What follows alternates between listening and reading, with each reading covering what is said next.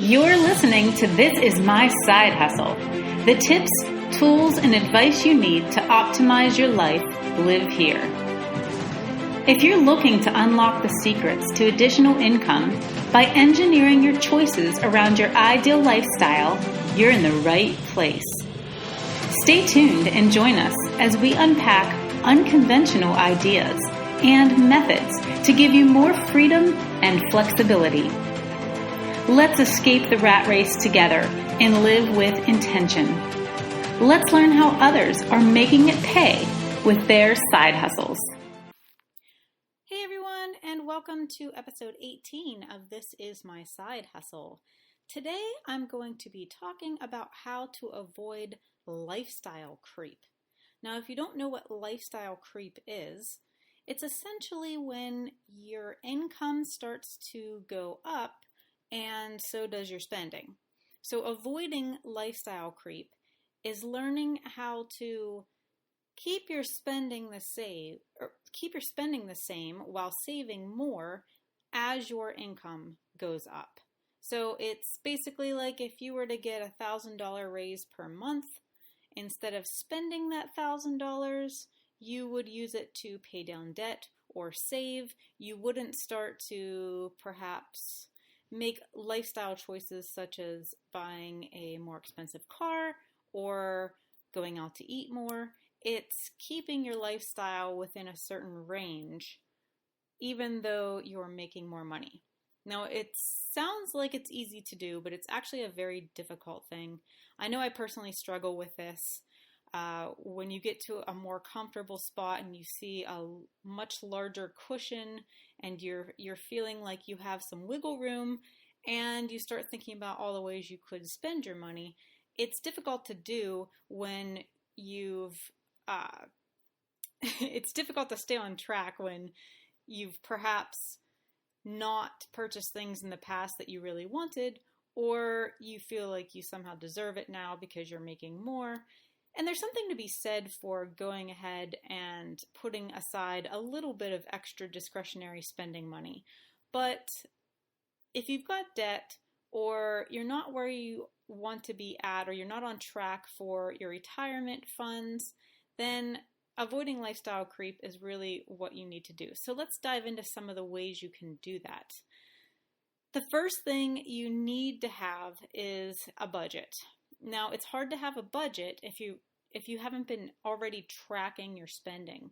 So if you have not been tracking your spending and you don't know how much you've been spending on certain categories in your life, or you don't know where your money's going every month, you need to look back over your bank statements and credit card statements, your tax bill, your mortgage bills, all of that, and make a spreadsheet and just list every single expense you have every month.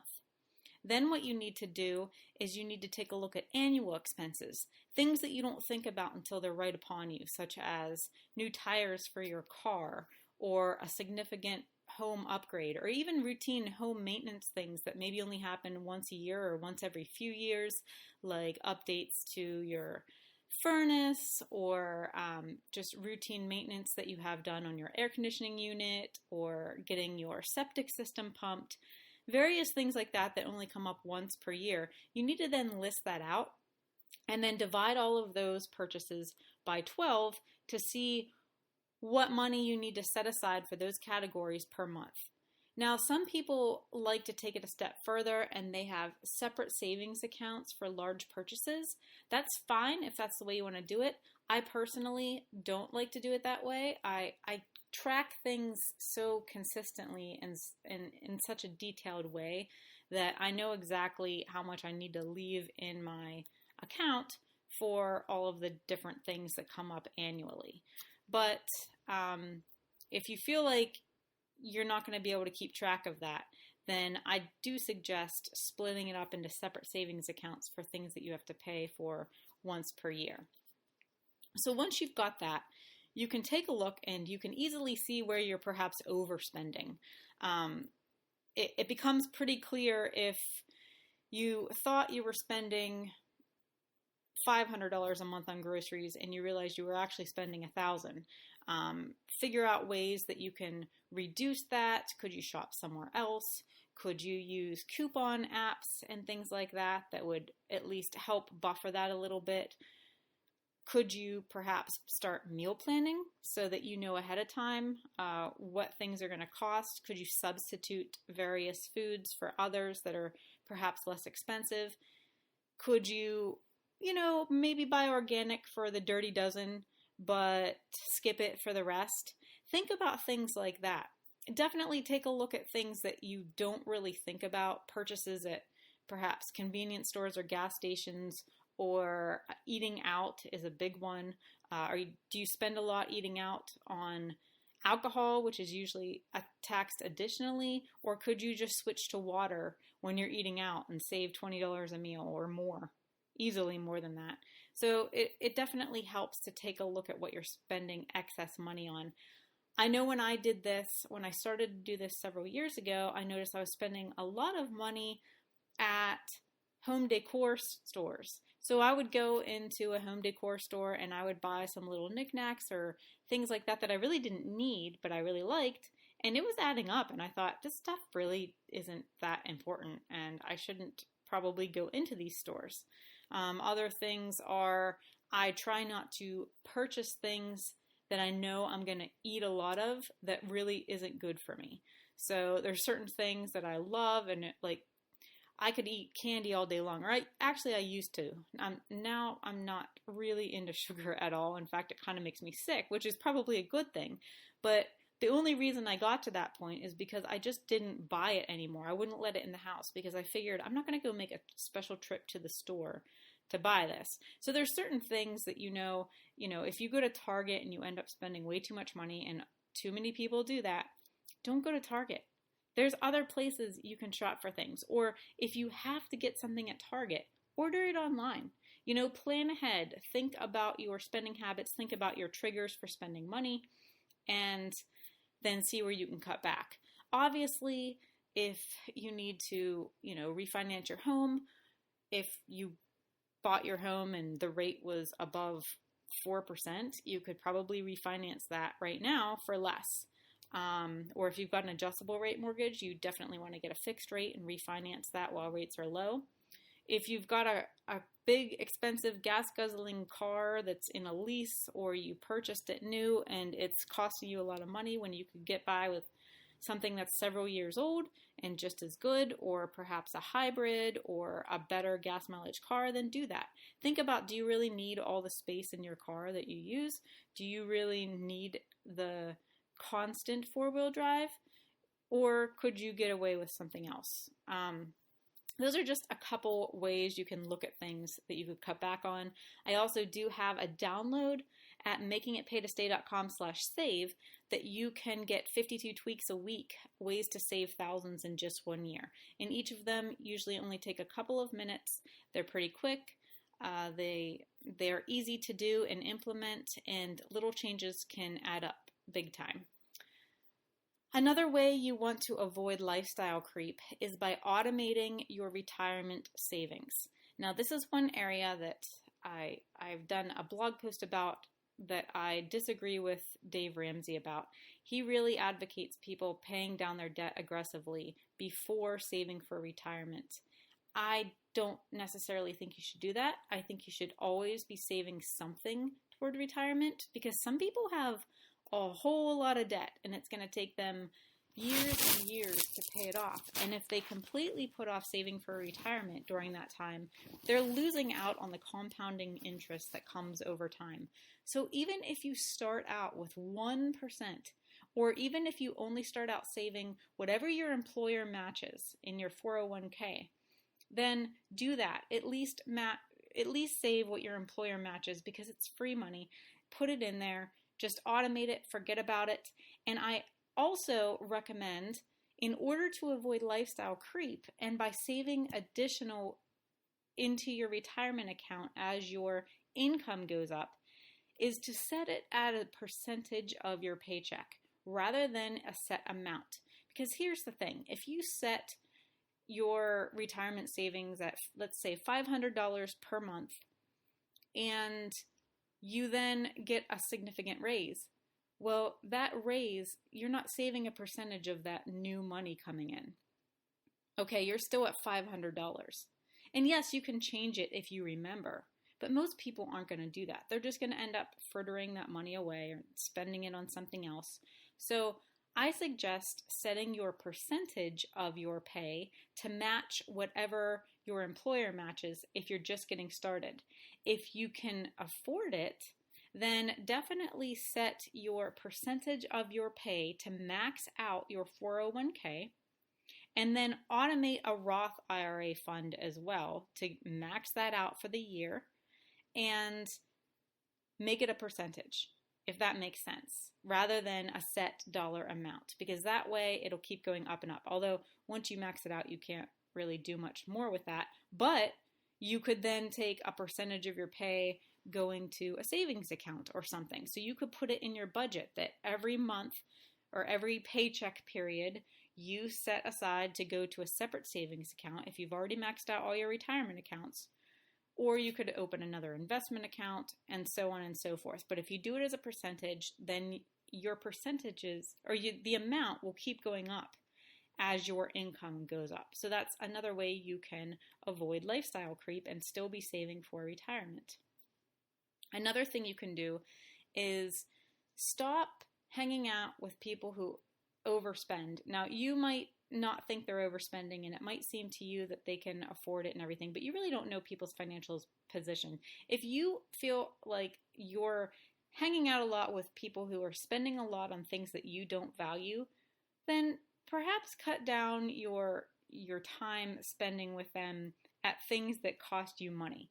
Now, I'm not saying don't be friends with them, but if you tend to hang around people who like to go out to eat every time you get together to nice restaurants, or if you tend to hang out with people who always want to go on trips or something like that, and you're not in a position to afford that yet, then it might make sense to not hang out with those people. Or if you are hanging out with people who put a high value on designer clothes and handbags and expensive cars, and they really think that that's, a status symbol or a need instead of just a want, then you might want to scale that back.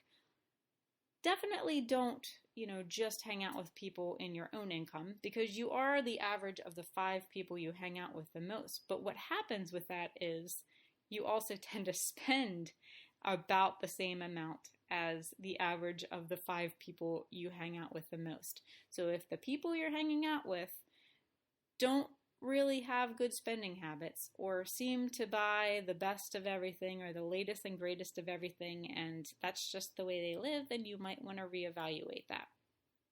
Also, look at your priorities. Your priorities probably aren't the same as the person across the street or your next door neighbor or even your family members.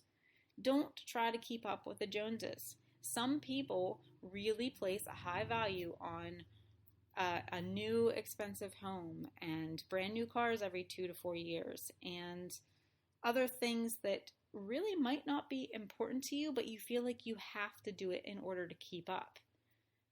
Think about what's really important to you. Are new things and status symbols and fancy cars and a big home important to you? Or do you feel like you need to do that because everyone else around you is doing that? Perhaps travel is more important to you, and you'd be perfectly content in an older, smaller home, or older cars, or wearing used clothes from a thrift store, or buying it from a place online like ThreadUp or shopgoodwill.com or something like that. Perhaps those things aren't really important to you, but you just do it because everyone else is. So sit down and start thinking about what really actually makes you happy, or what are the things that you really do want to spend money on? Perhaps it's convenience. Some people really like having things be convenient, and they'd rather spend money on that. Or it's okay if you want to have a house cleaner because you really hate cleaning, or you really don't have the time, or you're working a lot and you want to spend that time that you would be cleaning with your family on the weekends. That's okay. But make sure that that's important to you, and make sure that that's where you want to be spending your money. Because if you say yes to something, you have to say no to something else. In order to choose one thing, there's an opportunity cost there, and you have to consider, is this really what I want to be spending my money on? You also need to think about the future dollar value of everything you spend. So it's kind of like if you bought something right now for $100, well, 15 years from now, that $100, if you would have put in an account at 7%, how much would that be? I'm not going to do the math right now, but you can easily do that for various things that you spend on monthly, and you can say, okay, if I can cut out $100 a month and start putting this away, how much would it be worth 10 years from now? Would that be more important to me to have that set aside 10 years from now than the $100 I'm spending every month right now that doesn't even bring me any kind of pleasure or joy or convenience or anything? It's just money basically being thrown away. So definitely consider things like that. Another way to avoid lifestyle creep that we've personally done is to set a goal of a certain amount of money that we want to increase our net worth by at the end of the year. So in January, we set a goal to increase our net worth by a certain amount of money, and every month, at the same day of every month, I go in and I track it. It's usually the day after all the bills have been paid, all the money has been transferred to our savings, and then I recalculate debts and assets, and it's a really good way to motivate yourself. I've already hit our yearly goal, and it's only July, and I never would have done that had I not set the goal, and I really didn't even know if it was possible. I just kind of picked a number, like I would be happy this year if we increased our net worth by this amount, and it's actually already been done. So next year I'm going to go really big. I'm going to at least double it, possibly see if I can triple the amount and see how that goes. And consider this as well. When you're doing something like that, it's very, very motivating to take a look each month and say, okay, the more I put in my savings, the more the interest it earns. And the more I pay down debt, the less the balance is, because you're paying a higher amount of interest every single time. Or you're paying a lower amount of interest and a higher amount of principal on any kind of debt you may have that has interest. So our mortgage, for instance, every month, the more I put to it, or even just if I just paid the minimum amount due, that would be more and more principal every single month. So in 1 year, you can really make a big difference in your net worth. And if you're tracking it like that, I've found it makes it easier to say no to the little things that sometimes creep in. You can also just do quarterly adjustments to your budgets. Take a look every quarter at what you've been spending, make sure it matches up with your budget, and then you can adjust. You can say, okay, we're not going to perhaps take a vacation next year. So next year, our vacation fund can be allocated towards our savings fund. Or next year, our vacation fund can be allocated toward our mortgage payoff. And you can make adjustments like that, because perhaps every year or every month, you're not spending the same amount on certain things. I always set up our budget every month for that month, and I set up our budget for the year at the beginning of the year. And I make decisions based on, okay, how many vacations are we going to go on and how much are we going to spend? And then if I decide, okay, we want to go on 3 vacations, this is how much we have to spend on each. And then even when we go on the vacations, I figure out, okay, how much spending money can we spend per day and still stay within our annual vacation budget. And then that annual vacation budget is divided by 12 into each of the monthly budgets, so that money's set aside. Now, avoiding lifestyle creep does not need to be drudgery. It's definitely okay to take 10% of a raise if you can afford it. If you've already, you're meeting your monthly bills and you have excess and you're saving for retirement and you're paying down your mortgage and your debt and all of that, I don't think it's a big deal to go ahead and say, okay, I'm going to treat myself to 10% of this monthly raise now. So if you get $1,000 raise and you do everything else I've talked about, If you can set aside $100 and say, okay, now I can spend $100 on whatever I want, how will this $100 enrich my life the most? Then go ahead and do that. Perhaps you want to join a gym and get a monthly massage. That would probably be $100 to do both of those. Perhaps you want to hire a personal trainer.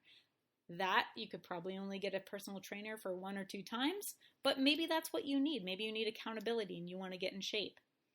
Maybe you want to take that $100 a month and save it for a whole year and then have $1,200 and go on a vacation.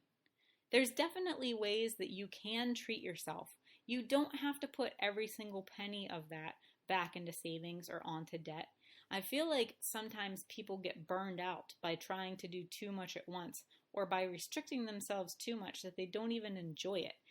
If you get a raise because you're doing a good job at work, or if you're self-employed and you're making more money now, it's totally okay to do something like that.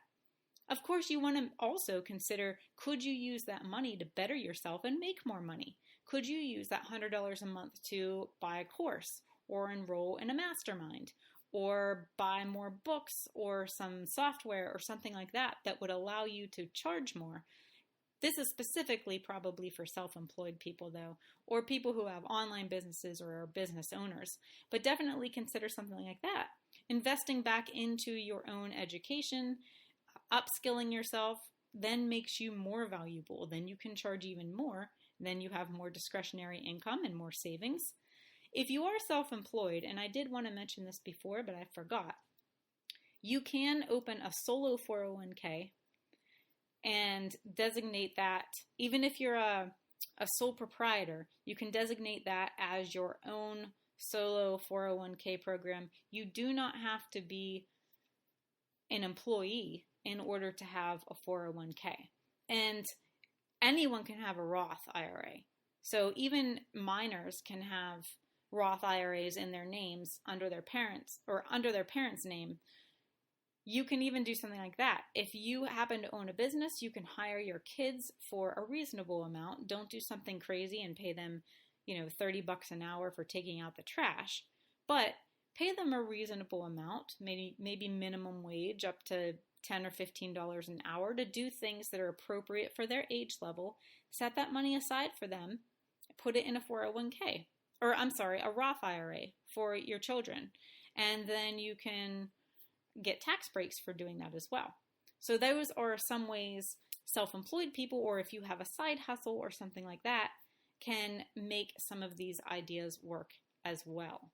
So hopefully some of these tips helped you today. I'm sure you probably have other ways that you could let the community know of your tips for avoiding lifestyle creep. If you do, you can shoot me an email, sherry@makingitpaylifestyle.com, or you can leave a voicemail at makingitpaytostay.com/voicemail. I'd love to play your tip on a future show. I would love to start compiling people's tips and questions for a future show, maybe a Q&A show or a best tips from listeners show. So go ahead and leave me a voicemail or shoot me an email. I'd love to hear from you. You can also follow me on social media, on Instagram at makingitpaylifestyle, and on Twitter at makingitpay. Or if you search on Facebook for Making It Pay to Stay, you'll find the Facebook page, and we also have a Facebook group where I post weekly work from home job opportunities and update everyone when a new podcast episode airs, and occasionally when a new blog post airs. There's lots of new blog posts on the blog. I don't always post about those on social media because sometimes I just don't want to, and sometimes I just don't have time, but that's the truth of the matter. So thank you so much for listening. If you would please give this podcast a rating and also a review. Reviews are huge. It helps us show up to other people who are interested in the same kind of thing so we can help more people, reach more people. And of course, share it and subscribe. If you subscribe, that's a big one too. That would help us out a lot. All right, guys, until next time, this is my side hustle.